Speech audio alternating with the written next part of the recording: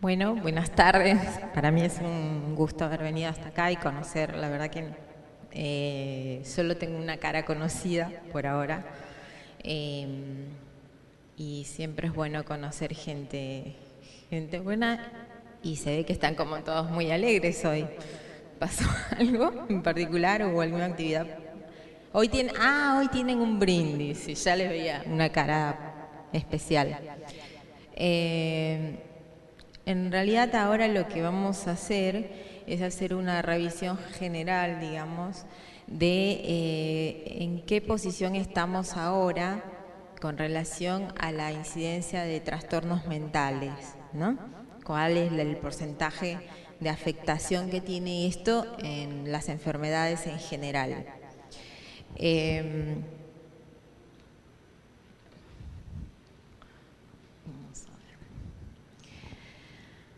Muchas veces nos cuesta, digamos, definir qué es un trastorno mental y qué no es un trastorno mental, porque algunas de las cosas o actitudes o posiciones que uno toma podrían ser normales en una cultura y anormales en otra, digamos.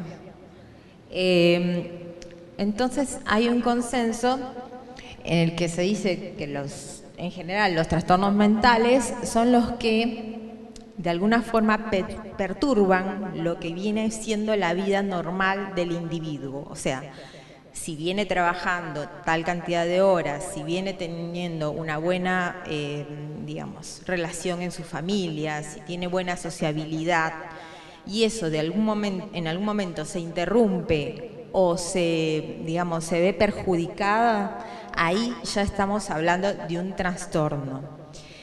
Otra cosa que quiero que quede claro es que algunos trastornos mentales son crónicos, o sea, que van a durar durante toda la vida, y hay otros que son temporarios, ¿sí? Muchas veces, muchas personas piensan que cuando uno va al psiquiatra o tiene algún problema mental, ya está mal, digamos, de la cabeza y es algo crónico, ¿sí? No, hay trastornos que tienen un tiempo de tratamiento, incluso hay trastornos que tienen un tiempo es autolimitado aún sin tratamiento, con una adecuada contención. Así que no significa cronicidad de por sí el ir al psiquiatra o al psicólogo.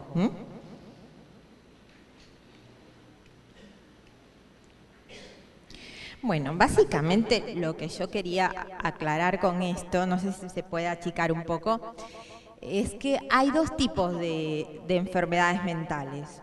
Una que tiene mucho que ver con el tema de las caracteropatías, con la forma de uno ser, cómo uno afronta las situaciones, cómo uno afronta las crisis, cómo uno va pasando las etapas vitales. Y hay otro grupo de enfermedades mentales que, si bien tienen como detonantes estas otras cosas que les mencioné, también tienen una gran carga genética. Es decir, que la persona puede tener una predisposición a tenerla, ¿sí? Y que durante la vida, si lleva algún tipo de cuidados, puede detonarse el trastorno, o si no lo lleva, puede que no se detone, ¿sí? En este tipo de trastornos, los que tienen más carga genética son los trastornos que tienen que ver con sintomatología psicótica o depresiva muy marcada. Y dentro de los trastornos voy a marcar dos porque son los que tienen más, digamos, comprobada la posibilidad de tener un porcentaje de transmisión congénita, que son el trastorno bipolar y la esquizofrenia. En realidad este cuadro era para visualizar un poco cómo estamos a nivel mundial con relación a los trastornos mentales. Se habla de un 100% de consultas médicas, y lo que muestra ahí es el porcentaje de diagnósticos según el país dentro de este 100% de consultas médicas. La observación es que acá están incluidas también las enfermedades orgánicas, o sea, del 100% de personas que asisten o que necesitan atención médica, el porcentaje corresponde a ese tipo de trastornos mentales. Por ejemplo, lamentablemente en este no tengo de Argentina, después vamos a ver unos de Argentina que están un poco más borrosos, pero vamos a ver, por ejemplo, en Colombia, de todas las consultas, el 10% corresponden a síntomas de ansiedad, el 6,8% a síntomas de estado de ánimo, el 3,8% a síntomas de falta de control de impulsos. Y acá hago un pare por si hay alguna palabra o alguna frase o algún término que no lo entiendan o que quieran ampliarlo después.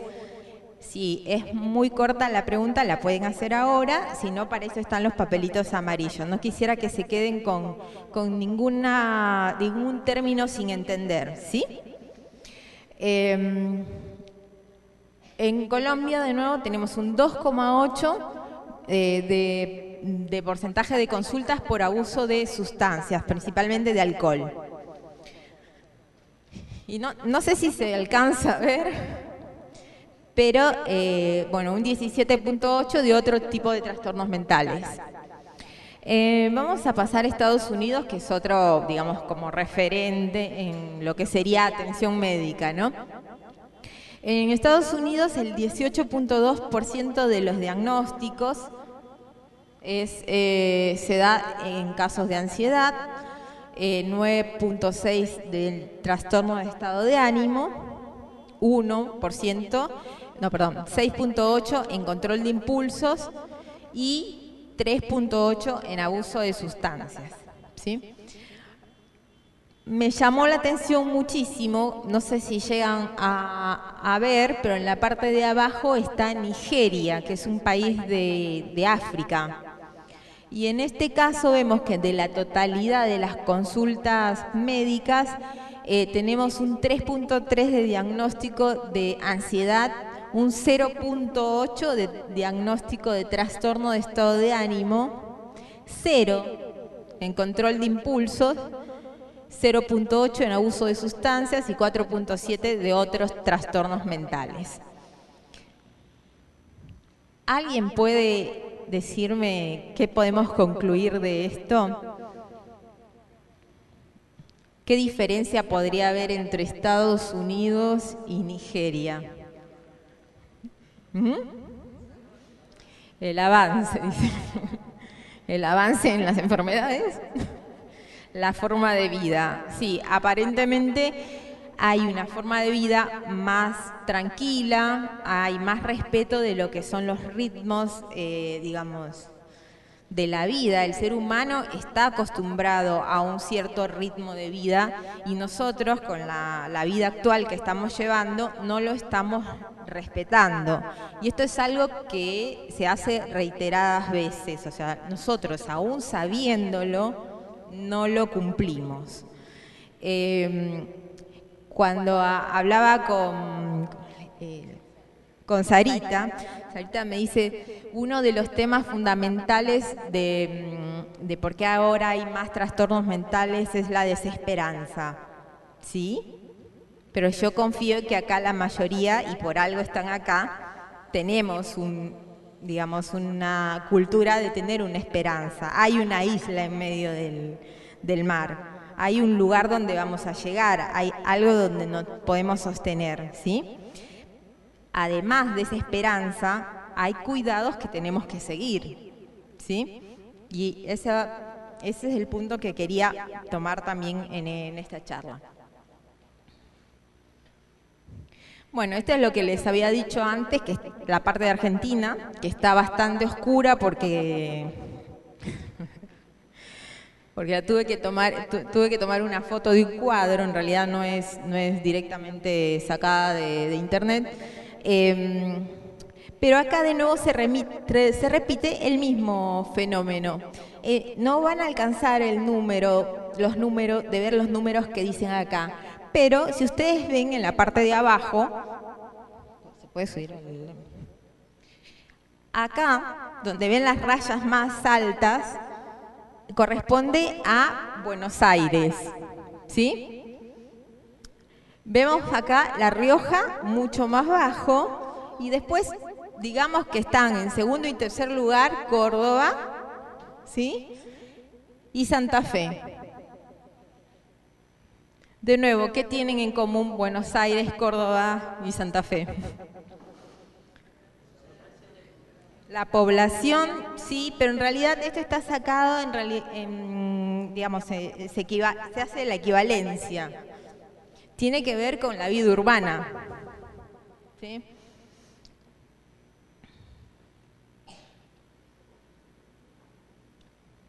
¿Me pasás a la siguiente?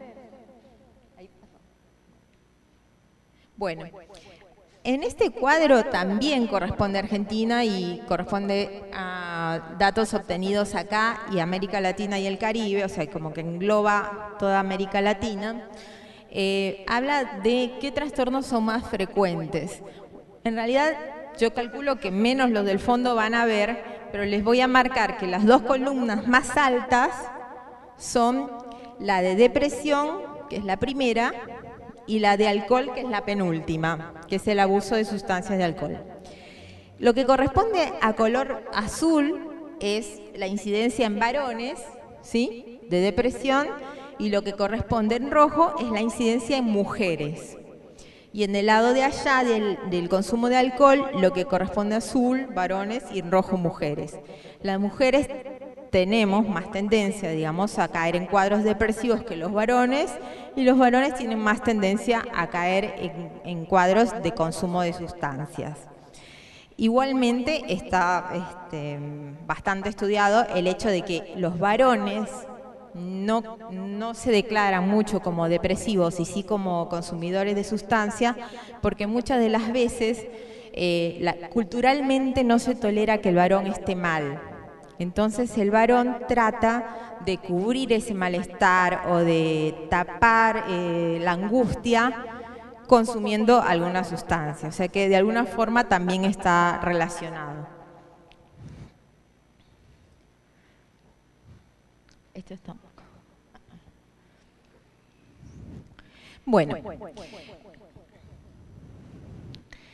entonces podemos decir que mundialmente 4 de las 10 causas principales de discapacidad, o sea que de los 10 problemas principales en el mundo de discapacidad, 4 corresponden a problemas de salud mental. Estamos llegando casi a la mitad, ¿sí? No es un tema, digamos, como para dejar de lado. Los más importantes, digamos, los más invalidantes serían el trastorno depresivo mayor, el trastorno maníaco-depresivo, que también se llama trastorno bipolar, que después me gustaría aclararles lo que significa realmente trastorno bipolar, porque ahora se está utilizando mucho esta frase y a veces se lo hace incorrectamente, digamos. La esquizofrenia también es otra palabra que se usa inadecuadamente en, digamos, en los comunicadores públicos y se escucha bastante frecuente. Y el trastorno obsesivo-compulsivo. Estos serían los trastornos que serían más limitantes, digamos, los que causan más invalidez en relación a la salud mental. Este es solo para darnos una imagen de la dimensión que tiene. La parte que es color uva es la parte de enfermedades orgánicas y la parte que es color más bien clara es la que correspondería a enfermedades mentales diagnosticadas. Acá no estamos incluyendo que muchas de las enfermedades orgánicas también se detonan por un déficit en la inmunidad que de alguna forma está relacionado con nuestra salud mental, ¿sí? Se calcula que un 26% de los de Estados Unidos mayores de 18 años en algún momento del año tuvieron un diagnóstico de trastorno mental, ¿sí?, en algún momento del año. Y subrayé anualmente porque Hace 2 o 3 semanas justo estuve en una charla y de un profesional que es psiquiatra y es filósofo también. Y él nos hablaba con la liviandad que a veces nosotros diagnosticamos. Ahí hago mea culpa los psiquiatras.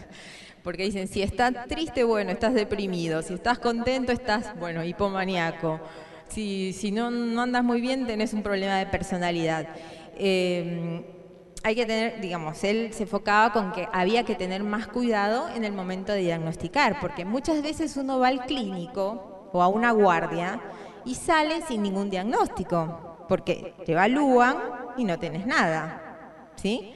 Hay muchas tristezas, por ejemplo, las pérdidas, los duelos, que hay que respetarlos, que tienen un cierto tiempo y que con ciertas medidas preventivas, que vamos a ver más adelante, no se transforman en un trastorno, ¿sí? Son cosas que son normales, como las crisis vitales, los cambios. Son cosas que son normales y a veces algunos tienden, al contrario de otros que están muy mal y no buscan atención, algunos con la pequeñita cosa ya buscan atención, con un mínimo indicio. Y después este doctor, volviendo a lo de la charla, nos pidió a nosotros, el auditorio era todo de psiquiatras y psicólogos, y nos pidió que levantemos las manos quién había tenido en algún momento un trastorno, una enfermedad orgánica. ¿Me puede decir acá quién tuvo en algún momento una enfermedad orgánica?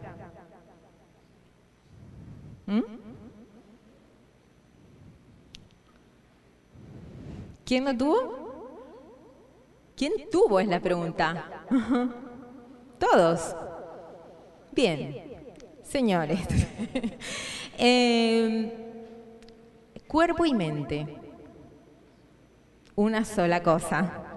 Lo que él trataba de explicar es por qué nos cuesta tanto pensar que en algún momento de nuestra vida también podemos tener un trastorno mental, que no significa que sea crónico, que no significa que necesitemos tomar una medicación, pero que quizás sí signifique que tengamos que cambiar algunas cosas en nuestros hábitos.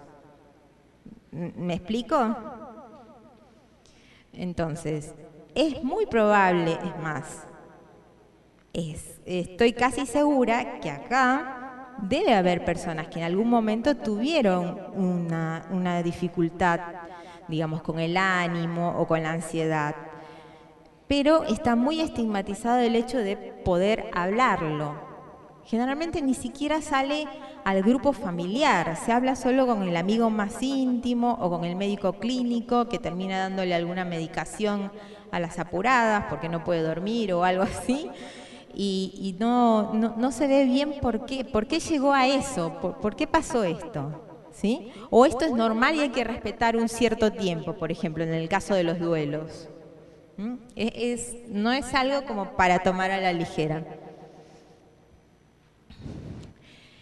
Otro punto es que muchos de los trastornos mentales vienen asociados. Y acá voy a explicar algo que no la puse en diapositiva porque es medio técnico. En general nosotros diagnosticamos en varios lineamientos, digamos, varios ejes. Imagínense una escalera, ¿no? La escalera del eje 1 vendría a ser lo superior, que sería el motivo de consulta. Por ejemplo, síntomas depresivos, ¿sí? El eje 2 correspondería a trastornos de personalidad. Todos tenemos rasgos particulares de personalidad. Trastorno de personalidad significa que rasgos marcados de algún tipo de personalidad nos limita en nuestra interacción social o en nuestro funcionamiento habitual, ¿sí? En este eje también se ponen los retrasos mentales, ¿sí? Ese es el eje 2. El eje 3 tiene que ver con las enfermedades de salud, que también están relacionadas en algún punto con las enfermedades mentales. Yo antes les dije que las enfermedades mentales podían detonar algunas enfermedades físicas, pero hay enfermedades físicas que pueden provocar síntomas similares a enfermedades mentales, como el hipotiroidismo. ¿sí? El hipotiroidismo causa desgano, mucho sueño, decaimiento general, falta de voluntad. Muchos pacientes consultan, piensan que están deprimidos y en realidad están hipotiroideos. La anemia, también es importante saber si está presente o no antes de dar un diagnóstico de estado de ánimo. Pero, paralelamente a esto, que es algo como para hacer diagnóstico diferencial, se tiene que considerar que el paciente que puede ser depresivo, que tiene ideas obsesivas, también es diabético, hipertenso y tiene colon irritable. O sea, hay que hacer una evaluación completa. El cuarto peldaño, que ya llegué ahí al piso, tiene que ver con los vínculos interpersonales y la funcionabilidad de la persona. Si está trabajando, si no está trabajando, si se lleva bien con los padres, si no se lleva, si se casó, si está soltero, si tiene algún hobby, que es muy importante, un pasatiempo, si solo se dedica al trabajo. Eso todo se registra en el eje 4. Entonces, de nuevo tomando esto, las comorbilidades tienen que ver con que pueda haber un paciente que es diabético y que tenga depresión, por ejemplo, o que tenga un trastorno de personalidad y que tenga una crisis de angustia, o que tenga rasgos obsesivos y de pronto aparezcan síntomas de ansiedad, ¿sí? Una cosa no quita la otra, pero al darse cuenta uno que tiene cierta forma, por ejemplo, yo me pongo acá en el eje 2, si tengo cierta forma de afrontar las situaciones de mi vida, que son de forma como muy inquieta, siempre expectante, voy a saber que en algún momento voy a detonar un trastorno de ansiedad. ¿Se entiende? Hay personas que tienen rasgos obsesivos, aunque no sea un trastorno obsesivo compulsivo, que si no tienen ciertos cuidados pueden pasar al otro escalón. ¿Sí? Esa es la idea.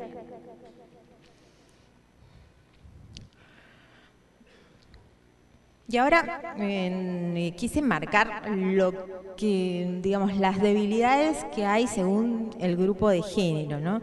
No es violencia de género, pero bueno, las mujeres tenemos casi el doble de las probabilidades de sufrir depresión que los hombres, ¿sí? Pero sin embargo, cuando hablamos de trastorno bipolar, tenemos el mismo porcentaje tanto hombres como mujeres, ¿sí? Y las mujeres tenemos más probabilidades de caer en trastornos de la conducta alimentaria. Los hombres tienen más probabilidades de caer en todo lo que son síndromes psicóticos. Sí, eso tiene más que ver con lo congénito. Así que creo que en la parte de la prevención, las mujeres tenemos que estar mucho más atentas. Este es de nuevo un estudio hecho en América Latina y en realidad yo lo traje para ver los porcentajes, qué trastornos había en mayor porcentaje, y vemos que es el trastorno depresivo mayor y el abuso o dependencia de alcohol. De nuevo se vuelve a repetir lo que vimos en el gráfico, aún siendo otro estudio.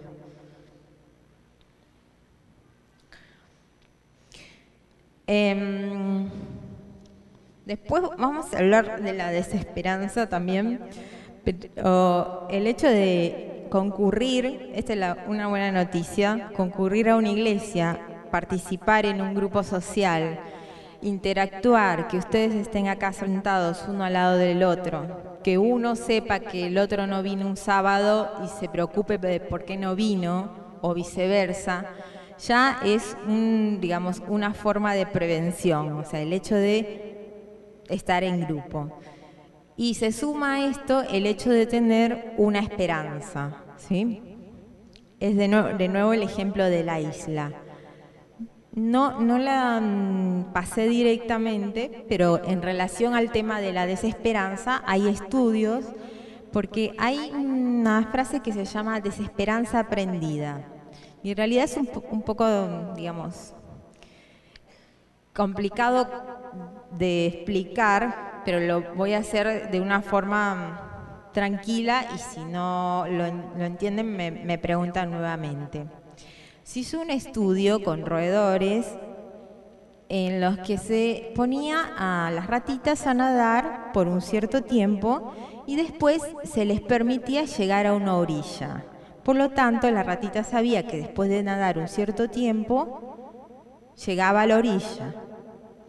Y después, en un grupo siguiente, se hizo lo mismo, pero se tardó más tiempo en darles la oportunidad de llegar a la orilla. Posteriormente se repitió el mismo estudio con las mismas ratitas y se vio que las ratitas que sabían que la orilla estaba por llegar resistieron más tiempo nadando con la idea de que en algún momento iba a estar la orilla que las que en la oportunidad anterior les habían hecho esperar por más tiempo. ¿Se entendió? ¿Ustedes creen que nosotros tenemos una orilla cercana? Sí, bueno, me parece que en ese caso, obviamente, no traspolo directamente el tema animal con el humano, porque no es así, pero es básico. Cuando nosotros tenemos algo de qué agarrarnos, tenemos más tiempo para trabajar ciertas dificultades y más facilidad, ¿sí? Porque siempre va a haber algo que nos apoye, ¿no? Y esto es más marcado cuando la parte científica llega a un tope y ya no puede hacer más. Entonces, nosotros sabemos que hay algo más, que no quedó ahí. Bueno, hablamos de prevención. Prevención primaria es la disminución. En este caso la idea sería trabajar en que no se produzcan los trastornos mentales, ¿sí? Después vamos a ver de qué manera se puede hacer. La prevención secundaria es la disminución de la duración de los trastornos, ¿sí? Que ya se produjeron. Y la terciaria es la disminución del deterioro posterior a producirse el trastorno, ¿sí? En los tres casos, estoy segura que acá debe haber algunos profesionales de la salud también que deben tener en claro qué es lo que significa prevención primaria, secundaria y terciaria. El tema es que en salud mental se habla muy poco de prevención. No sé si han escuchado alguna vez una campaña preventiva de depresión o venga la campaña de prevención de crisis de pánico. No. ¿Prevención de neumonía han escuchado? ¿Prevención de diabetes? Bueno, no se habla mucho de prevención de trastornos mentales y en realidad sí se puede tomar conductas preventivas. Ese es el tema. Vamos a empezar viendo qué poblaciones podrían ser más vulnerables, digamos. En edad, tenemos la separación de madre-hijo con chicos pequeños. Hay que tener más cuidado cuando, por X motivo, pérdida de la madre o viaje o algo, el chico se ve forzado a incluirse en otra familia. Muerte del padre en los varones de 6 a 7 años, muerte de un hijo en una mujer entre los 45 y 60 años, muerte del cónyuge en personas mayores y físicamente impedidas, privaciones físicas y psicosociales que afectan a los niños principalmente, y privaciones socioculturales en adolescentes y adultos. Todas estas personas que están incluidas en estos grupos tendrían ya de por sí, aunque no sea genéticamente, ya tendrían una predisposición por pertenecer o estar en este estado o haber pasado por esta situación.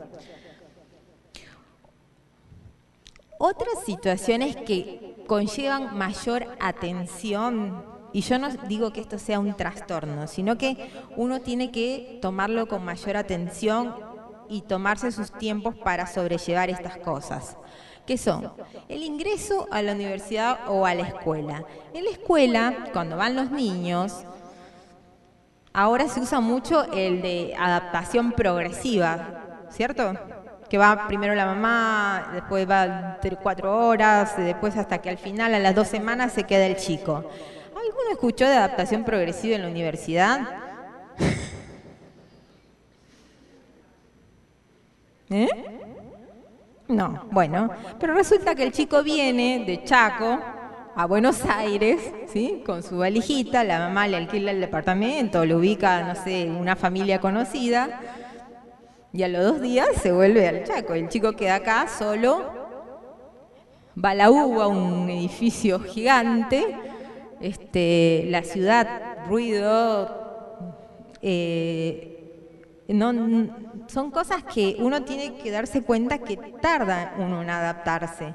Y si no tiene esto ya como, digamos, como advertido, puede llegar a ser un trastorno, puede llegar a ponerse muy ansioso por esto, a no ser que se dé cuenta de que no, que quizás la madre se quede unos días más, que quizás él tenga registro de que esto va a tardar unos meses en que yo me adapte a esto, tiene diferencia con mi pueblito. O sea, tener conciencia de eso va a ayudar a que no aparezca. Es así de simple. Cuando una se compromete o cuando uno se casan, esa también, las novias generalmente tienen síntomas de ansiedad. Es más, adelgazan muchísimo, tienen anorexia. Eso no es anorexia nerviosa, ¿sí? Es ansiedad prenupcial. Pero hay que tener un acompañamiento. En todos estos casos, yo lo que veo es que necesitaría un acompañamiento del grupo cercano o del grupo familiar. De decir, contás conmigo, cualquier cosa, podés llamarme, o si no llaman, ir verificando cómo van. El climaterio también, que es una etapa complicada en la mujer. Acá me parece que el que escribió este artículo era un poco machista, pero los varones también pasan por una etapa difícil, que generalmente es desde los 50 a los 60. Es una etapa en que se dan cuenta que no tienen la misma virilidad que tuvieron antes y a veces se expresa con conductas, digamos, regresivas. Pero bueno, yo creo que el varón lo conduce para ese lado, en cambio la mujer tiene muchas oscilaciones hormonales y esto la lleva a tener cierto decaimiento por momentos o, digamos, otras molestias físicas en otros y necesita mucha comprensión del entorno y eso no significa que está deprimida, ¿sí? La jubilación. ¿Qué tema? Acá hay un tema complicado. Yo me acuerdo que ¿cómo se llama el doctor de España que habla de nutrición siempre? Pamplona. Sí.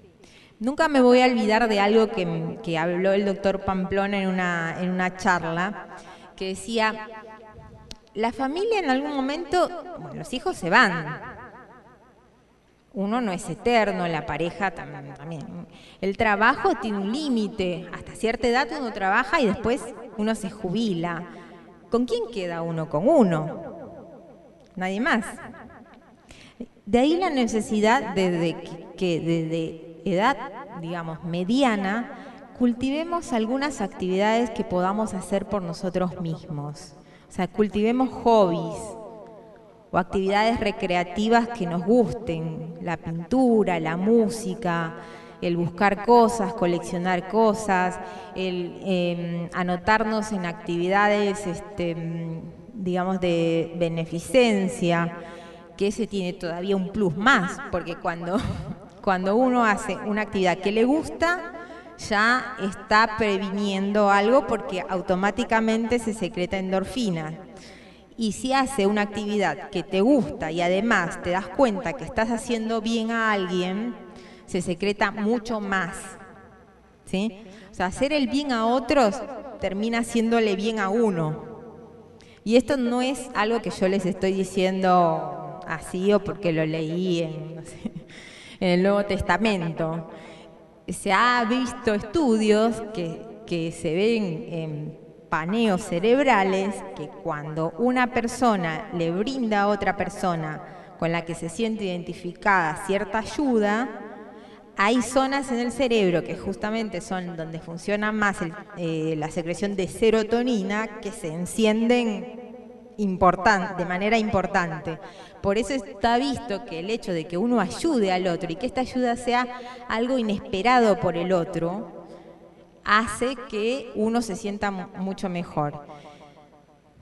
Me alejé del tema de la jubilación. El tema es que cuando uno deja de trabajar, cuando uno ya está 2 años antes o 3 años antes de trabajar, es muy bueno que uno empiece a cultivar alguna otra actividad, ¿sí? Porque el trabajo se corta, en cambio la otra actividad uno la puede continuar haciendo. El trabajo en carpintería es ideal para los varones, es muy relajante, está la jardinería, pueden entrar en lo que quisieron hacer en algún momento de su vida y nunca tuvieron tiempo, ahora tienen el tiempo. No se limiten por su edad, no se sientan raros en una clase no sé, de fotografía porque tienen más de 50. Se trata de eso, de tener que buscar una actividad que a uno lo gratifique y que nunca la abandone, porque es uno el que la elige, ¿sí? Muchos pacientes me preguntan, bueno, pero ¿cómo me doy cuenta si la actividad es gratificante o no? Porque yo hago un montón de cosas, le hago la comida a mis hijos, me gusta porque los quiero, juego tenis, sí, me gusta porque me ayuda con el cuerpo. La mejor manera de darse cuenta de que una actividad es realmente placentera para uno y es gratificante es cuando uno realiza esa actividad y pierde la noción del tiempo. ¿Nunca les pasó que están haciendo algo y dicen, uy, ya son las 3, se pasó, ni cuenta me di? Esas actividades son las que tienen que cultivar. Bueno, divorcio, separación, está sobreentendido que necesita el apoyo de ambos lados. Quiero dejar muy en claro este tema para que no haya confusiones. Durante las crisis, cuando uno está mal, como en un divorcio o una separación, es mejor, digamos, buscar consuelo en personas de su mismo sexo, porque uno suele estar confundido, ¿sí? Y en una posición muy vulnerable. Y como diría mi abuela, y el diablo mete la cola. Es bueno siempre buscar el apoyo, más cuando son dificultades de pareja, buscar el apoyo en personas de su mismo sexo, ¿sí? No estoy hablando de profesionales de la salud, estoy hablando de amigos, de familiares. No es necesario una consulta por esto. Es normal que una persona esté en duelo después de una separación. Enfermedades físicas o intervenciones quirúrgicas también dejan a la persona de alguna forma un poco vulnerable, así que estén atentos si alguna persona estuvo operada o tuvo una internación muy prolongada, préstenle más atención, no solo vayan a visitarla cuando está internada. Muchas veces el sábado llegan todos al hospital, flores, peluches y todo, lunes, martes, miércoles, no pasa nadie, se va de alta y no tiene quien le haga una sopa. ¿Se entiende? Hay que estar atentos con estas personas. Muerte o internación hospitalaria. Y acá también viene lo mismo. Cuando uno pierde a alguien, es normal que uno se sienta decaído anímicamente.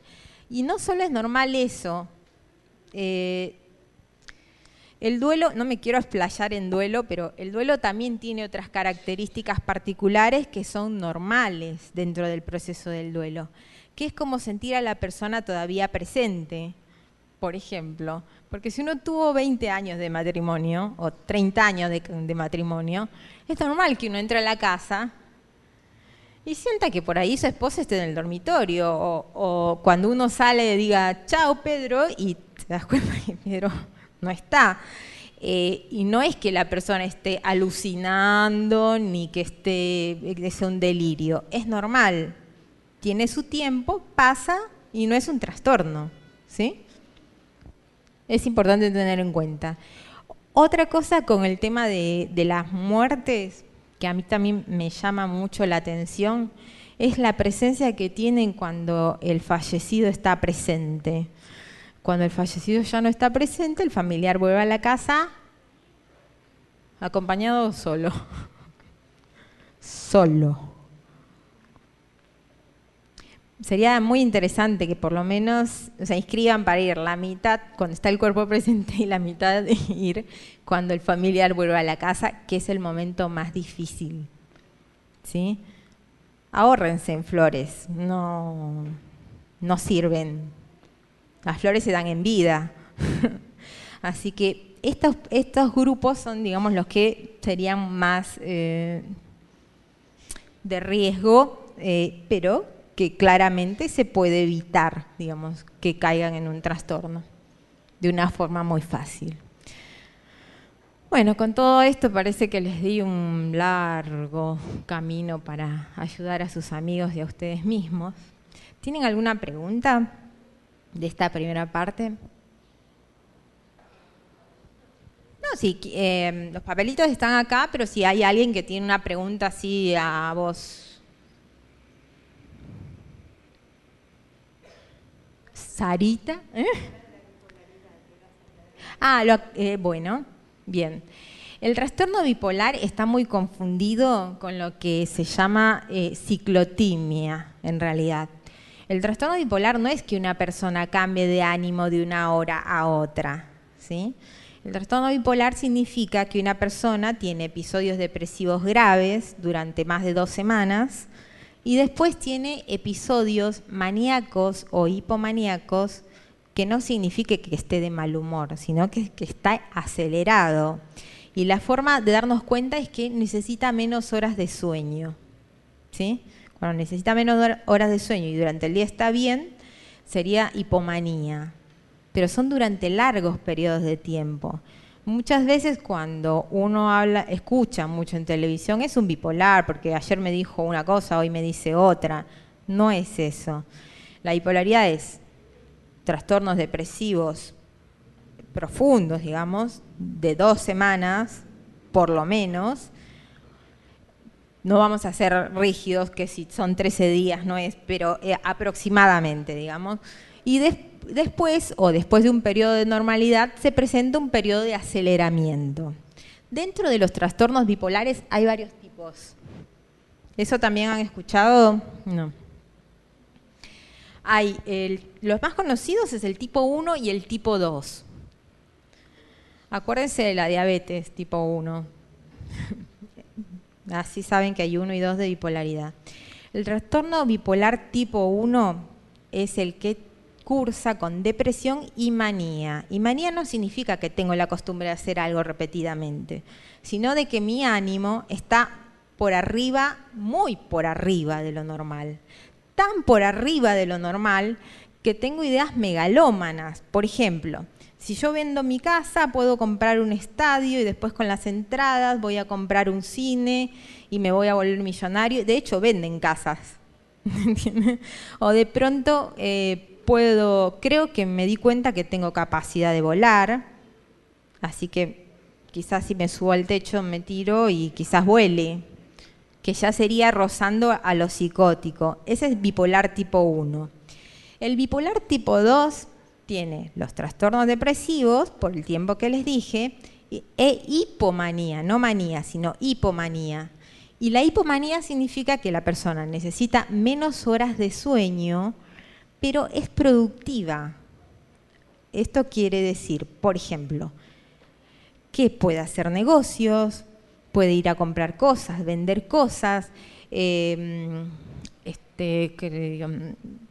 más horas si cocina, no sé, puede hacerse 200 empanadas en un día, ir y venderlas.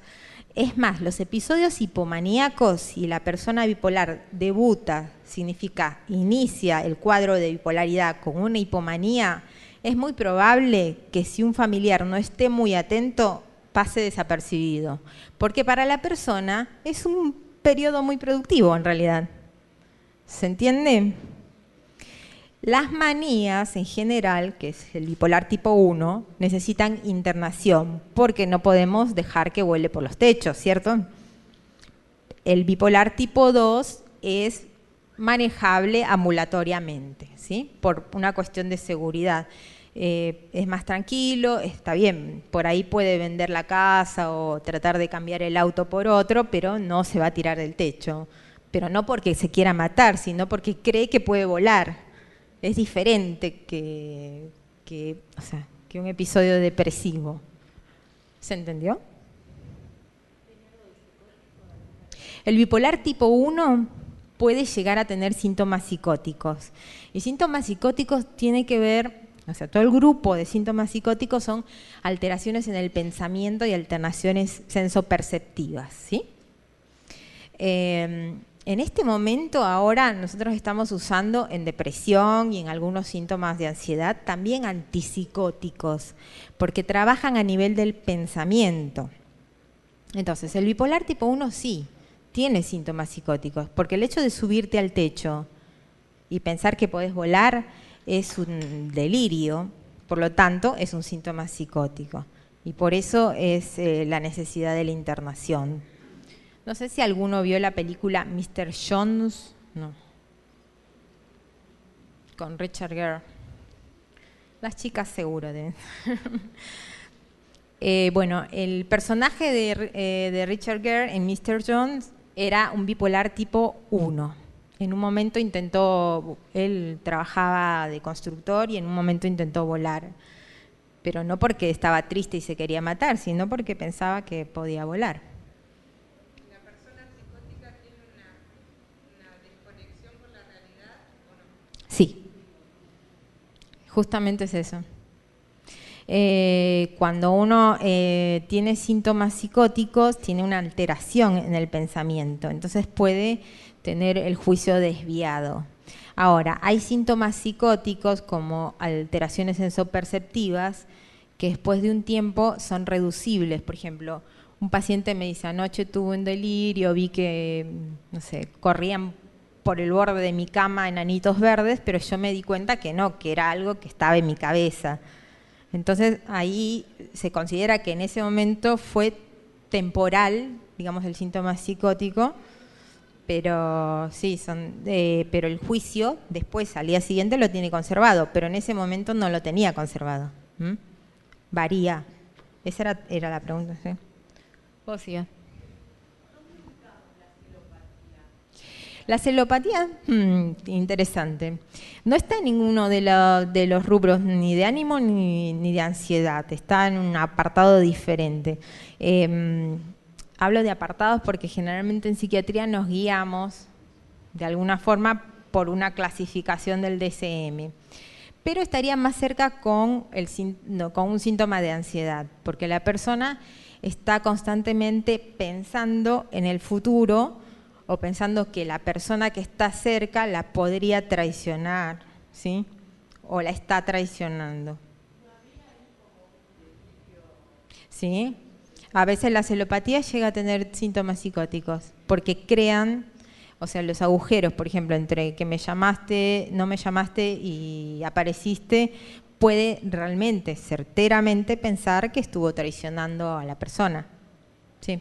Hay pacientes con celopatía que son tratados con antipsicóticos también. Hay distintos grados también. El primero.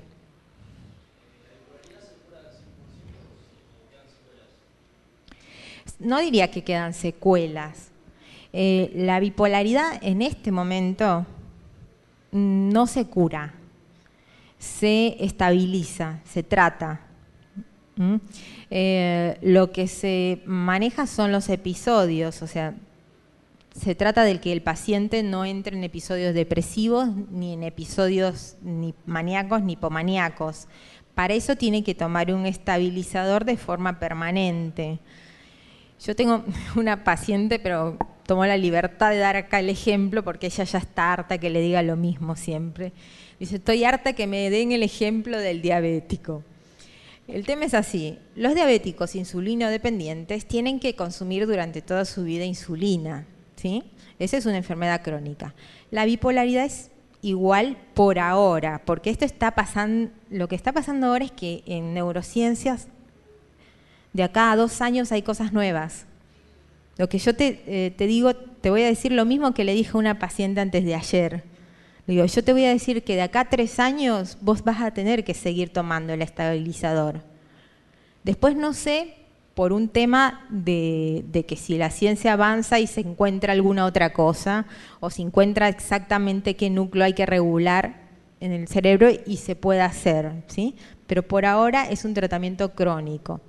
El estabilizador y la parte del antipsicótico o el antidepresivo va variando según el momento en que el paciente esté, ¿sí?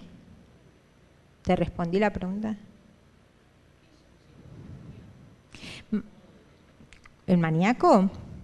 Es cuando está muy arriba la persona, muy acelerada. Hipomanía es cuando está acelerada pero medianamente es productiva, que es esto que, a ver, se llama prodigalidad en términos legales, que de pronto dice, ay, tengo mucha ropa, se la regalo a todo el mundo, total, después voy acá y saco un crédito y me compro todo nuevo. Eso es hipomanía. Y manía va más allá, regalo toda la ropa, me voy a, no sé, a Japón, un tema más megalómano, digamos, como que uno piensa que no tiene límites para arriba en el ánimo, una expansividad de ánimo notoria, al punto, por ejemplo, de creer que uno tiene superpoderes, y ahí es donde roza lo psicótico, la manía.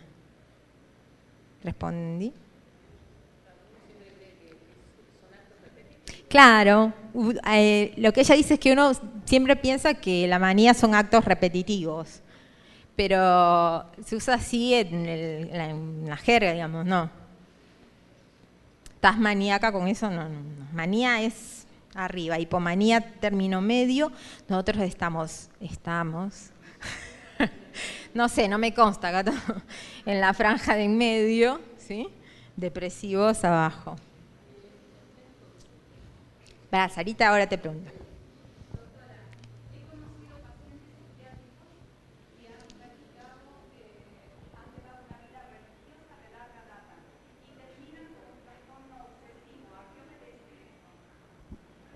Bueno, es temperancia, es básico.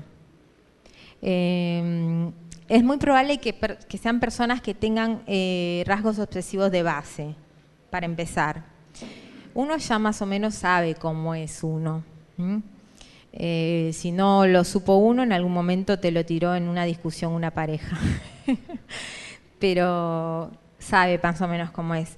El tema es que si sigue insistiendo con el tema de la religiosidad, puede llegar a tener problemas místicos, digamos. O sea que el tema es tratar de hacer todo en equilibrio, ¿no?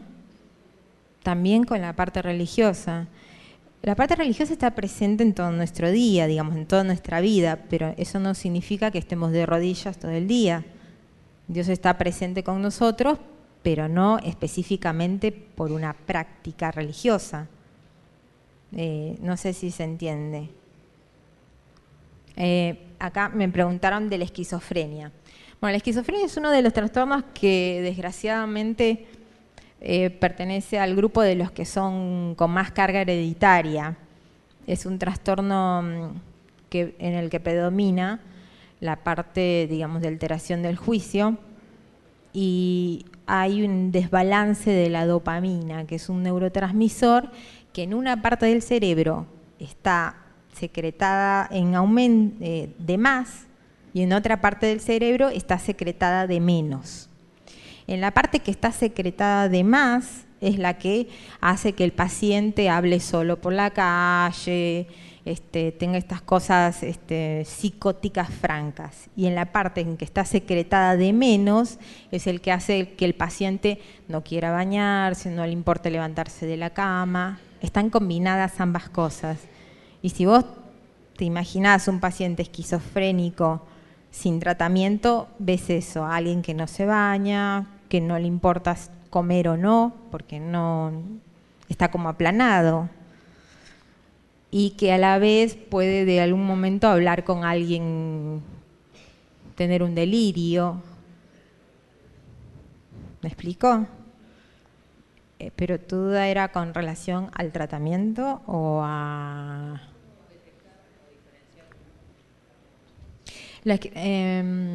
Mira, básicamente la esquizofrenia generalmente se diagnostica cuando debutan con síntomas psicóticos, porque el aplanamiento suele pasar en la adolescencia desapercibido. El chico es tímido, de pronto perdió los amigos, bueno, pasa normal, se encerró en la habitación, después empieza a pegar cosas raras en las paredes, ahí ya no es normal, ¿sí? La adolescencia cursa con ciertos desbalances, pero hay cosas que no son normales, ¿sí? Ya la parte psicótica es la parte que los padres se dan cuenta, digamos. La parte del retraimiento es la parte que podría pasar como normal.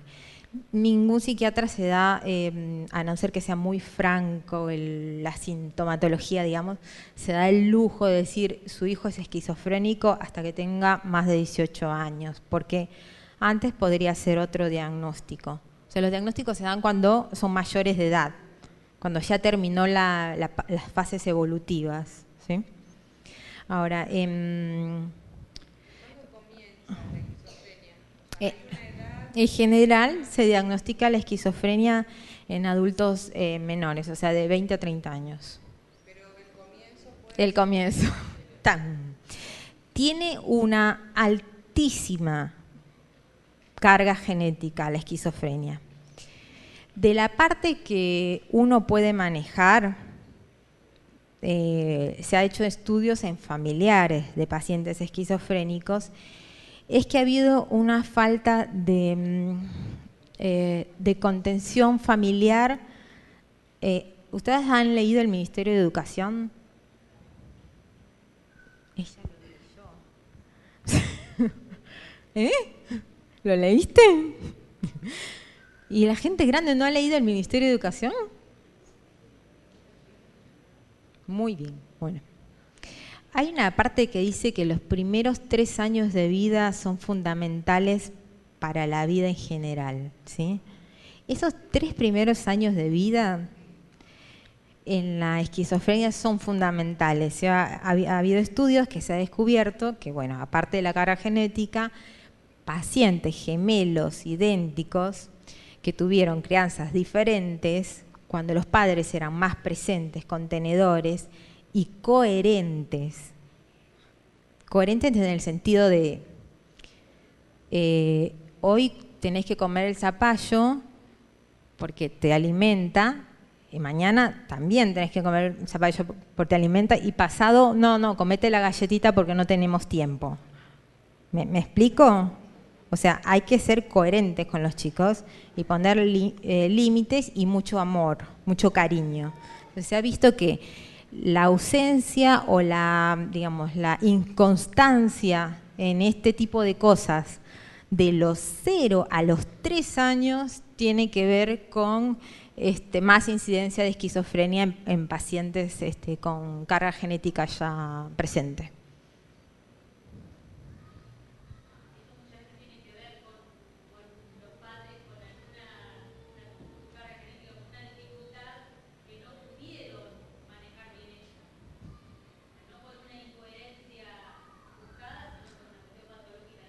Sí, eso es cierto. No por nada es así. Las grandes discusiones es, y el chico salió esquizofrénico porque, bueno, tiene cara genética y quizás la madre no actuaba coherentemente porque también tenía rasgos esquizo, ¿no? Sí, puede ser, pero sí, bueno, si el tío se da cuenta que ahí no anda bien la cosa, yo creo que el adulto mayor, cercano, que se dé cuenta de esto, tiene que orientar digamos, la educación del chico. También se ha visto que los chicos, aunque hayan tenido situaciones muy conflictivas de adultos menores, digamos, si tienen aunque sea un adulto de referencia, que ellos no vean que es incoherente entre lo que hace y lo que dice. Miren lo que estoy diciendo porque en la iglesia esto es muy importante. Los chicos no pueden ver que un adulto diga una cosa y haga otra cosa. Eso es directamente un ataque a la psiquis del menor. Así que o hacen lo que dicen, no digan nada directamente, porque no le permite formar al chico la guía, digamos, la guía de lo que es y lo que no es. Y lamentablemente muchos padres incluso involucran a los hijos en mentiras, o esto no le digas a, o esto lo hacemos en casa pero no lo podés decir en la escuelita sabática, o no digas a papi que hicimos esto. Eso causa un daño que no, la verdad. No, el adulto referente involucra a personas externas, no solo al grupo familiar. O sea, se espera que el grupo familiar sea el que contenga al niño. Pero si el niño tiene un grupo familiar que es un desastre y viene los domingos y ve al guía mayor, que es coherente, que lo contiene, que con quien puede hablar y lo que dice es lo que hace, ayuda. Es más, se ha visto chicos que han estado en situaciones de guerra, de, digamos, abandono, y que después han tenido un adulto mayor de referencia y que han tenido éxito después en su vida adulta. Atrás.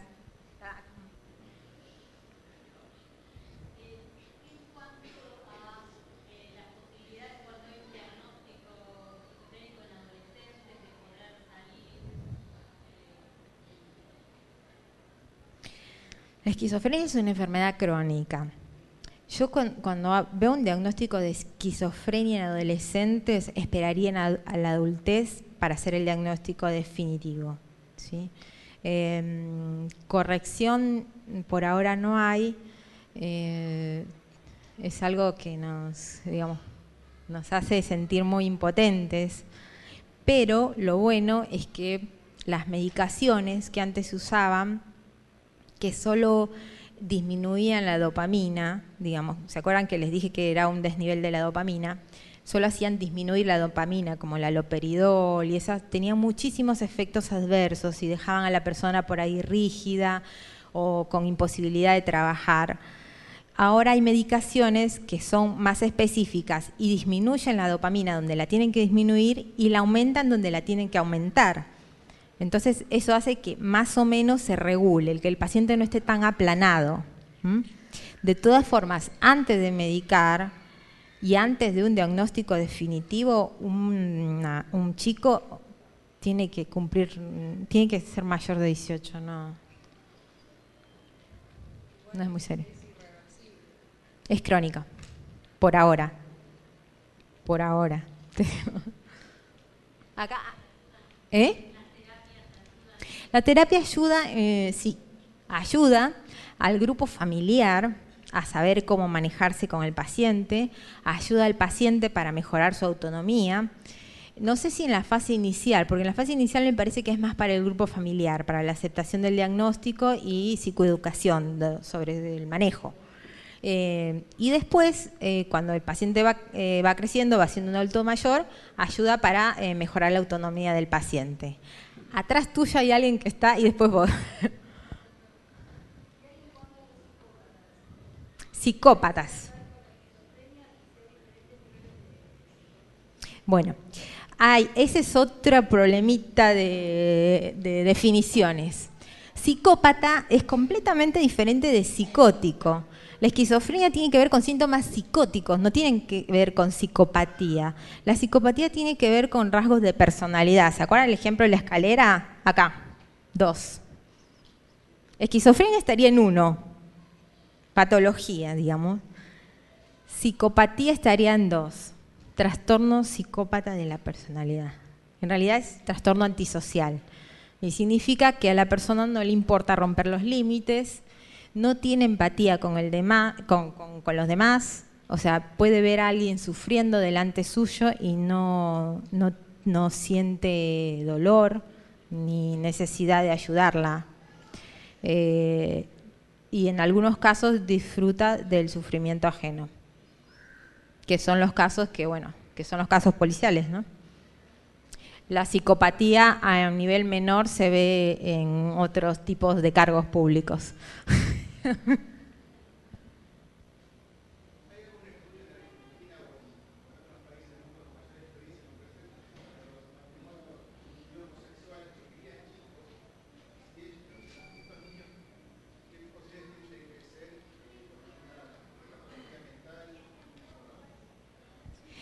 Que yo sepa, no. No tengo la verdad te digo, sinceramente no sé de ningún estudio realizado, ¿sí? Sí sé casos aislados que han hecho descripciones de que el chico evolucionó normalmente.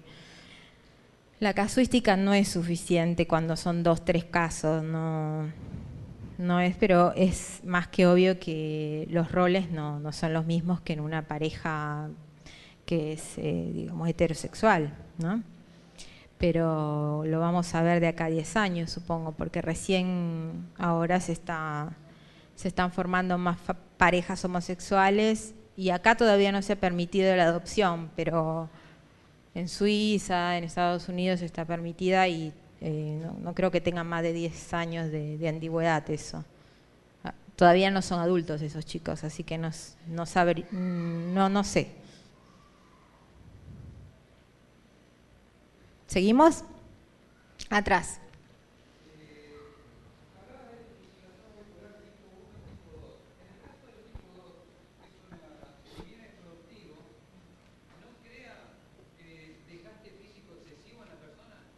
Sí. Adelgazan mucho. Exactamente, sí, es verdad. Adelgazan mucho, porque el organismo es el mismo. El que está hipomaníaco es el cerebro. El cuerpo no está hipomaníaco. Entonces adelgazan. Sí, si tienen problemas cardíacos es peligroso.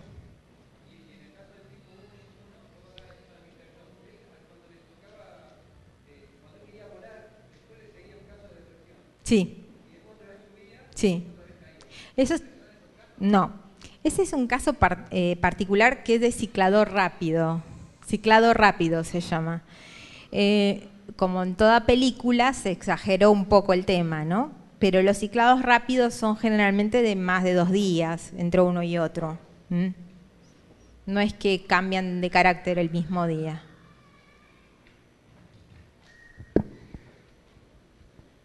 ¿Seguimos o me como el micrófono? Sí. Uh-huh.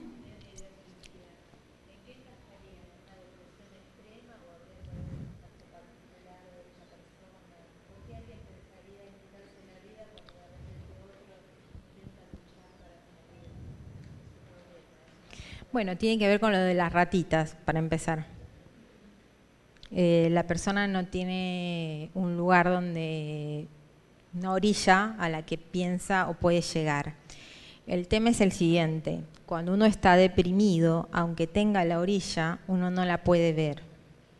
Y eso es lo que uno le insiste a la persona: mirá, que tu familia te quiere, que mirá, no estás tan mal económicamente, ponete bien, está todo bien. Pero la persona no lo puede ver porque lo común es que en la depresión se entiende que está afectado el ánimo, se entiende que está afectada la voluntad, porque no puede hacer las mismas cosas que antes.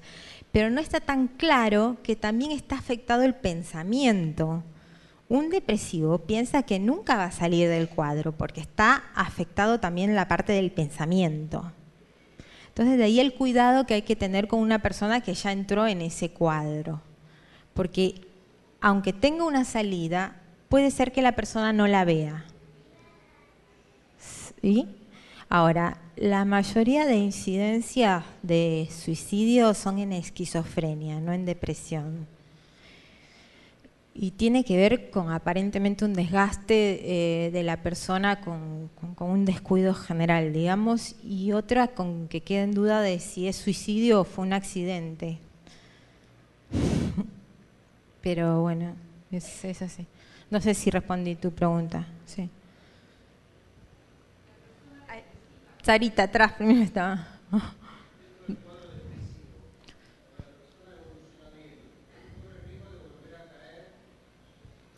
Cuando es un primer episodio de depresión, está tratado, mejora, se empieza a contar el tiempo de mantenimiento de tratamiento a partir del momento en que el paciente mejora y se sostiene durante el tiempo adecuado, se disminuye la tasa de recaída, ¿sí? O sea, muchos de los pacientes, como pasa mucho con los antibióticos, cuando uno está mejor de la garganta deja de tomar el antibiótico, ¿no es cierto? Aparte en la cajita viene 7 y te dicen tome 10 días, ahí se complica un poco el tema. La depresión se trata con varios grupos de medicaciones, pero uno de los más utilizados son los inhibidores de la recaptación de serotonina.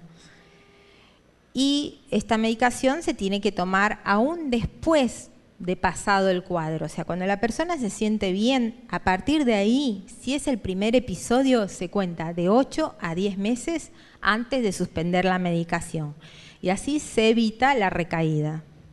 No es que se queden adictos al medicamento. Lo que pasa es que la medicación lo que hace, como dice su nombre, yo había pedido un pizarrón, pero no.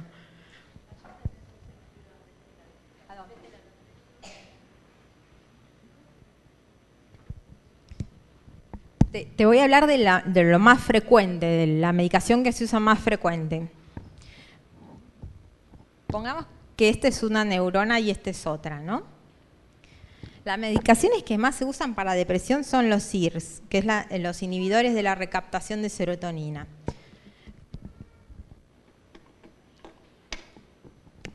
A esta de acá le vamos a poner neurona 1 y esta de acá neurona 2. Y sobreentendemos que esto está en una parte del cerebro que tiene que ver con las funciones del ánimo, ¿no? La neurona 1 lo que hace es secretar la serotonina para activar a la neurona 2, se activa y el paciente supuestamente mejora el ánimo. Pero resulta que acá, en este espacio, tiene que haber una concentración de serotonina, que cuando uno cae en un cuadro depresivo no hay. Está baja, pero acá en el espacio interneural, no en la sangre, porque mucha gente pide estudios de sangre de serotonina y es imposible saber por sangre la concentración de serotonina entre neurona y neurona. Entonces, esto entra acá y después es vuelto al espacio intersináptico, que vendría a ser la sinapsis entre las dos neuronas, y tendría que volver a recaptarse por la neurona 1. Lo que hace la medicación es anular esto. No se recapta, entonces queda ahí. Vuelve a secretar, vuelve a salir y queda ahí. Queda ahí hasta que llega a una concentración alta. Cuando llega a una concentración alta, por mecanismo solo, empieza a abrirse de nuevo la compuerta posterior. ¿Se entendió esto? No deja que entre de nuevo. Esto de acá funciona mientras que uno tome la medicación. ¿Escucharon hablar de la neuroplasticidad?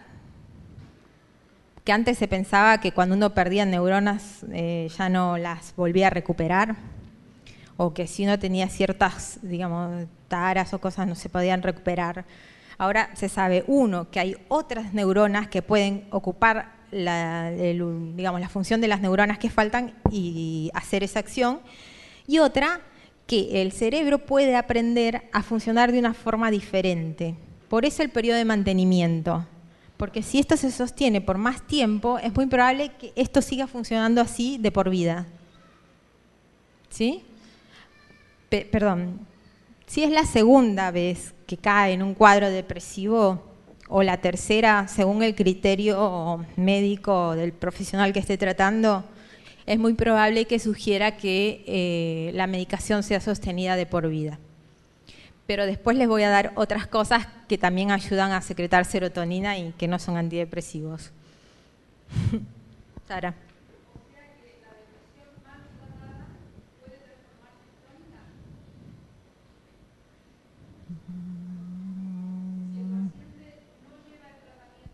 Sí. El tema es así, como cortan antes el tratamiento, antes de respetar el periodo de mantenimiento, hay una recaída. Entonces, hay dos opciones. El paciente piensa que estaba adicto a la medicación y que como le falta, se puso depresivo de nuevo porque le causaron una adicción. Y otra es que empiece a funcionar así. En realidad, lo mejor es respetar los tiempos de la medicación, ¿sí? Cuesta mucho tomar medicación aún uno sintiéndose bien, cuesta muchísimo. Pero son 10 meses, se dejan y ahí terminó, si Dios quiere, ¿no? Si diagnosticas, o sea, en el caso que diagnostiques a una persona depresión, aparte de medicarla, ¿qué tipo de terapia le recomendarías que haga? ¿Depende de la persona o no. tenés No. ¿hay una terapia específica para esa? Uy, ahí abrimos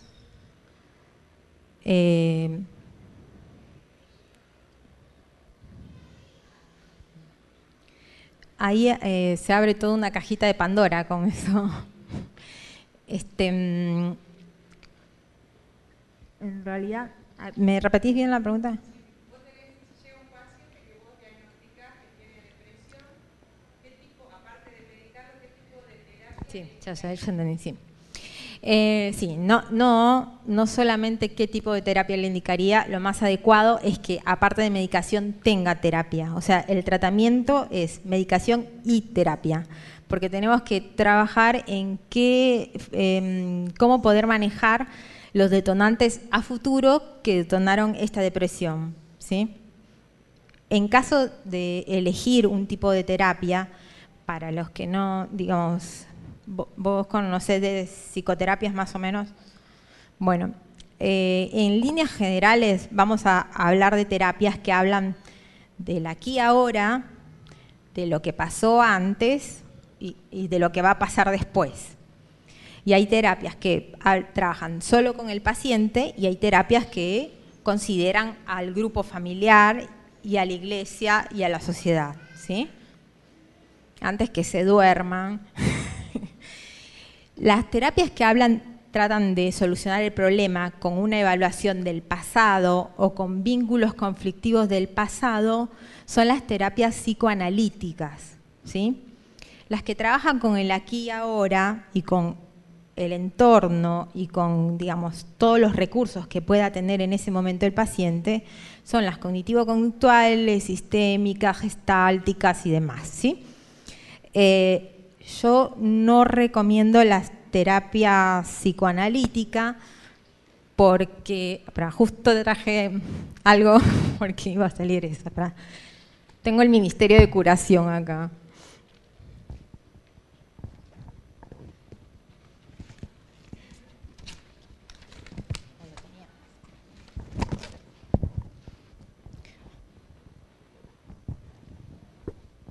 Hay una parte en que la señora White se dedica un capítulo, digamos, a la parte de la salud mental.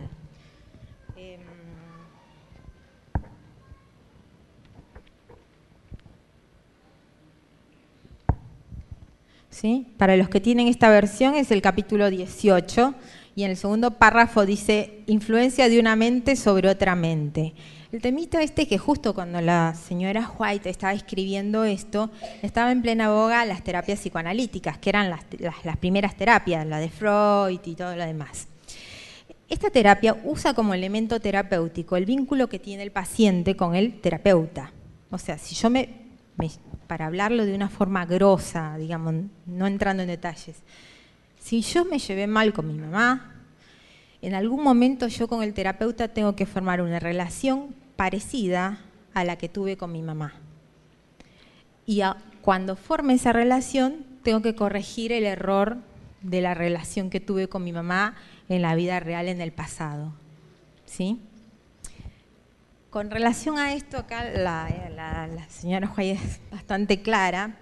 Dice, sin embargo, voy a leer textualmente del Ministerio de Curación. Sin embargo, hay una forma de cura mental que uno de los agentes más eficaces para el mal. Obviamente, porque uno pone su mente, su subconsciente, digamos, en bandeja a otro. En ese tiempo también se usaba mucho la hipnosis, que tampoco es recomendable, digamos.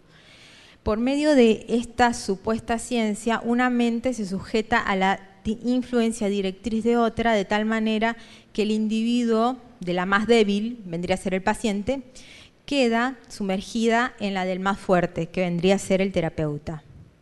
Una persona lleva a cabo la voluntad de la otra. Ese es en el caso de la hipnosis directamente, ¿no?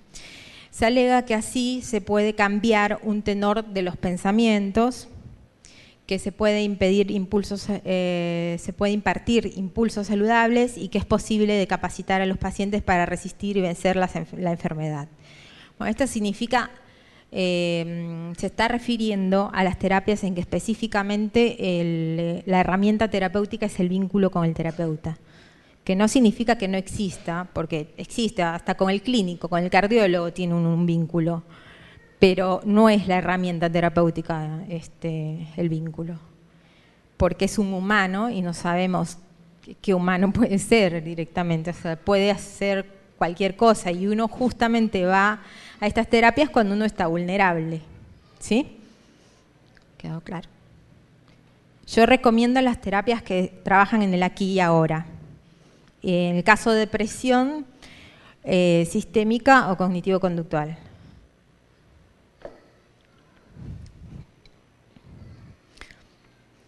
Bueno, ahí terminamos las preguntas, que bueno, queda claro que las causas de los trastornos depresivos y de los trastornos psiquiátricos son multifactoriales. Está la parte genética, ambiental, la parte psicológica y toda una combinación.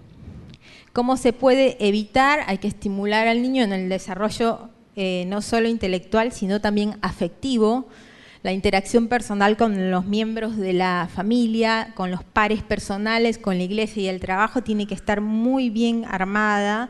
O sea, el niño tiene que tener, o la persona tiene que tratar de fomentar este tipo de asociaciones, digamos. Y hay 3 necesidades básicas en la crianza de una persona, como para que no crea un trastorno, más que nada de personalidad, ¿no? Amor, afecto, limitación y control lo puse en rojo porque últimamente vamos peleándonos entre se le pone límites, no se le pone límites, eso fue un golpe o fue una, no sé. En realidad antes funcionaba muy bien y ahora se está distorsionando un poco el tema. Los chicos necesitan límites.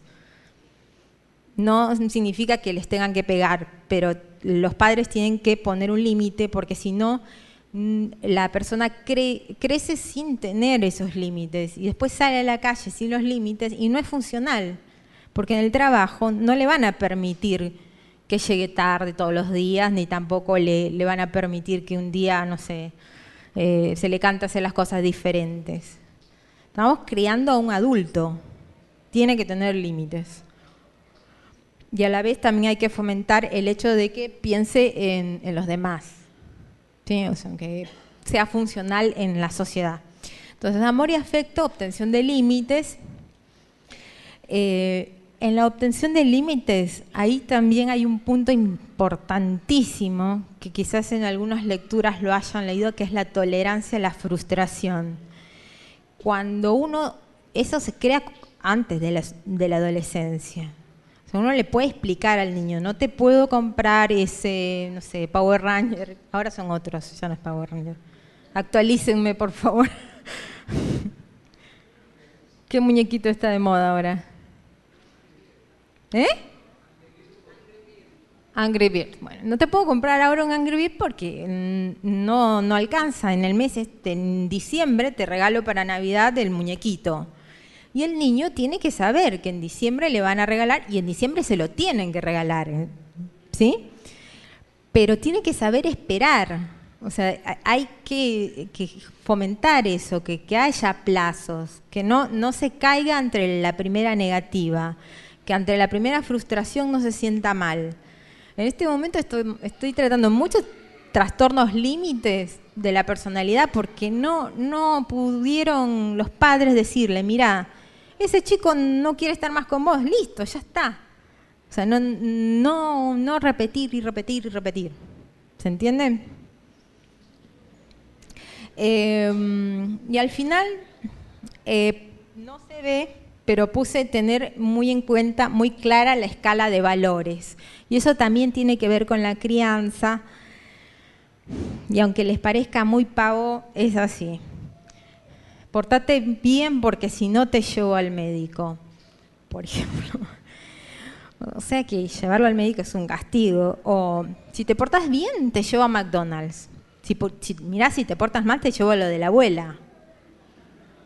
¿Te entienden? Ahora, para un niño, ¿qué es más rico? ¿De qué lugar va a obtener más sabiduría? ¿De McDonald's o de la abuela? ¿Eh? De McDonald's. ¿Cómo se? ¿Eh? Depende de la abuela. Bueno, sí, depende de la abuela. Pero es un ejemplo, ¿sí? Es un ejemplo. Hay cosas que uno por ahí valoriza en los chicos. Te sacás una buena nota, te doy una golosina. No, no, te sacás una nota, te felicito y sos mi orgullo. ¿Sí? O sea, sos. Fomentar el hecho de que las cosas que no son materiales están. ¿Se entiende? No, sin... Sí. ¿Cómo afecta esta tendencia de que todos los límites tienen que ser explicados y negociados? O sea, no por qué y la más saludable es necesario decir no porque no. No tengo claro muy bien evolutiva. ¿Vos sos psicóloga? No. Bueno, en evolutiva se sabe hasta qué edad se puede decir no y no hay que dar absolutamente ninguna explicación, y si no tengo malentendido es entre los 3 y 4 años. A partir de ahí al chico se le puede dar una explicación. Muchas veces los chicos antes de esa edad dicen, ¿por qué? Pero por una cuestión de reclamo. Porque mamá sabe que es lo mejor para vos, listo. No hay más explicación para ese chico porque no la va a entender, porque de hecho preguntó por qué por repetición. No lo preguntó porque comprende la envergadura de la situación, digamos.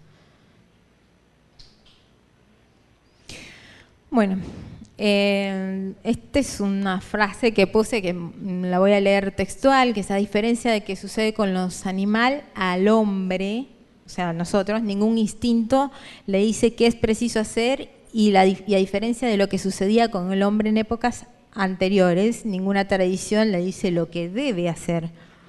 Por eso ocurre que solo quiera que otros hacen y entonces tenemos el conformismo, o bien solo haga lo que otros quieren, lo que quieren de él, y entonces tenemos el totalitarismo. O sea, hay que tener mucho cuidado con el seguir las modas. A eso vamos. Si está de moda algo, o si todo el mundo hace eso, de pronto todos como bueyes vamos a hacer lo mismo. Hay que tratar de tener un criterio personal y ver qué es lo mejor cada uno y para los que uno está criando, ¿no?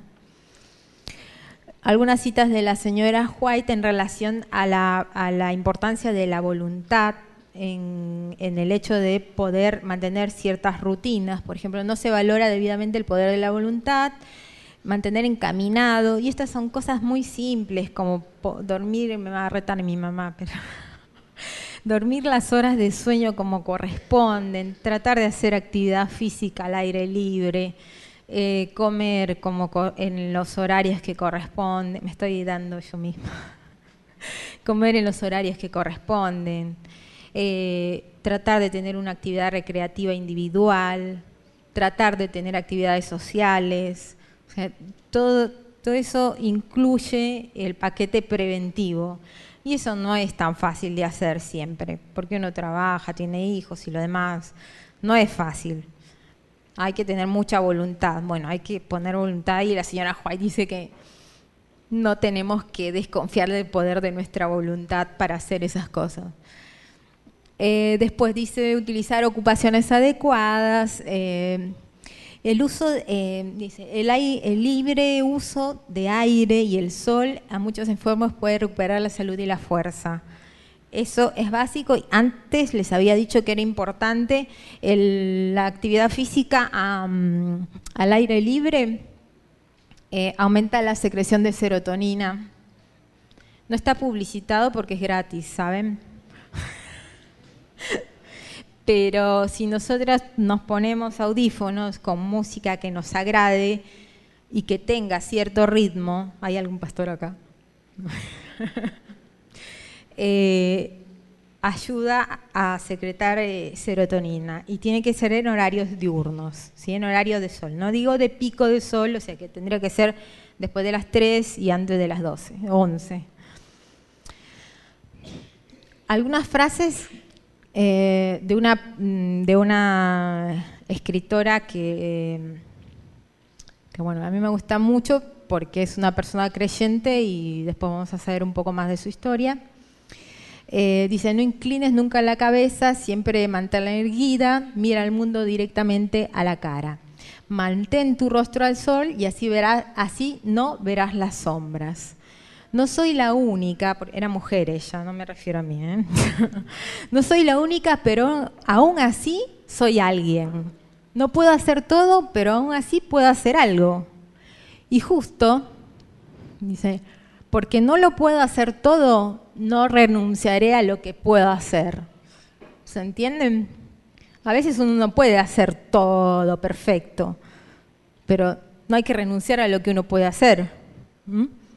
Una vida feliz no consiste en una esencia, sino en un dominio de las dificultades. O sea, no significa que toda la vida sea color de rosas. Y ahí siempre, cuando son creyentes los pacientes, voy al Salmo 23, que el Salmo 23 no dice, no pasarás por valle de sombra de muerte. ¿Qué dice? Aún cuando pases en valle. O sea que no es que falta de fe que uno pase por valles de sombra de muerte. Uno los pasa, pero yo estaré contigo.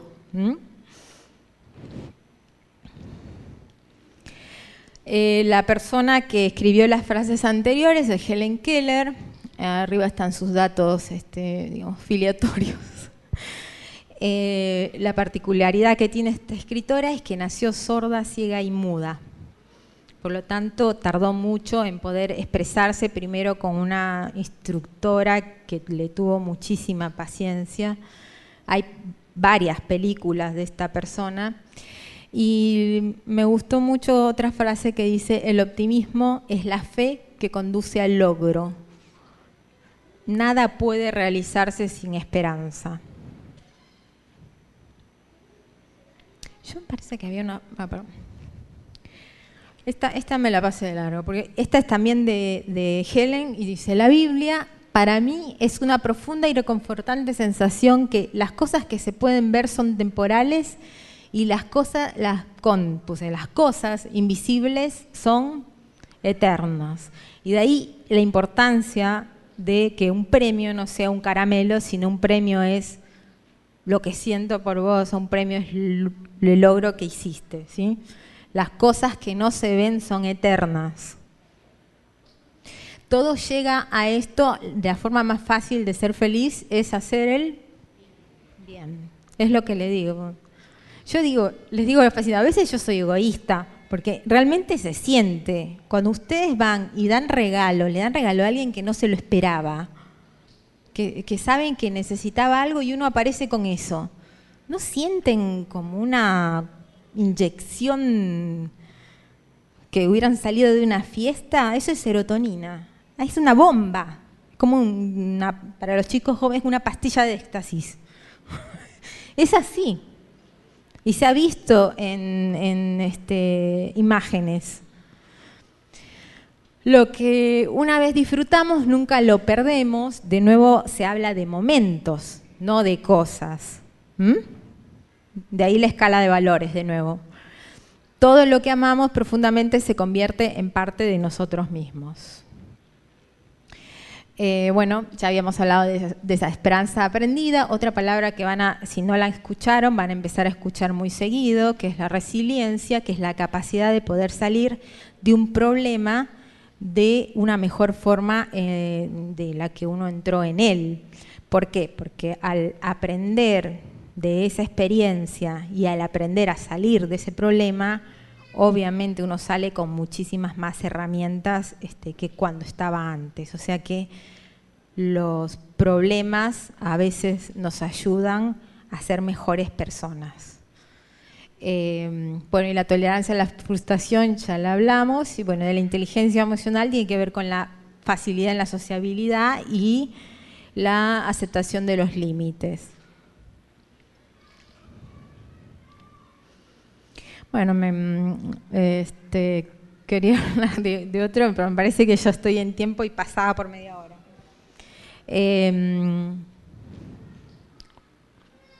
Como pasar en blanco, en general, para, digamos, disminuir los índices, disminuir las complicaciones de todas las enfermedades mentales, lo bueno es tener una rutina. No sé si decirles, son los 7 remedios naturales. ¿Sí? Rutina, sueño, actividad física, buena alimentación. Confianza en Dios porque la orilla está, siempre está. Para ratas y para humanos. Y no tener ningún temor en consultarlo, hablarlo con la familia, seas hombre o varón, mujer. El problema mental o el desánimo podría ser como una gastritis que pasa y con el consuelo de alguien pueda ser solucionable y no guardarlo uno hasta que se forme la úlcera. ¿Se entiende? Bueno, yo creo que terminamos porque ya estoy pasada bastante de hora. No sé si hay otra pregunta. Nada. Bueno, le agradecemos a Mariela por todo lo que nos ha traído hoy. ¿Cuántos le agradecemos que se haya molestado en venir hasta aquí, compartir este programa? ¿Les pareció interesante? ¿Sí? ¿Te podemos invitar para otra vez más adelante que vengas? Te va a ser más fácil llegar a Morón la próxima vez. A mí no me molesta decirles esto porque me encantaría que nadie caiga. Es una forma de prevenir. Te queremos hacer este pequeño gracias. como un recuerdo ¿Para de qué haber dijo? venido a Hasta acá. compartir con nosotros este momento, y te doy un beso en nombre de todos. Muchas gracias, Mariela. Muchas gracias a ustedes y gracias por la paciencia, y hora y media estuvimos, ¿no? Si querés quedarte al brindis, te invitamos. Sí, ya me comentaron. Que la pasen muy lindo.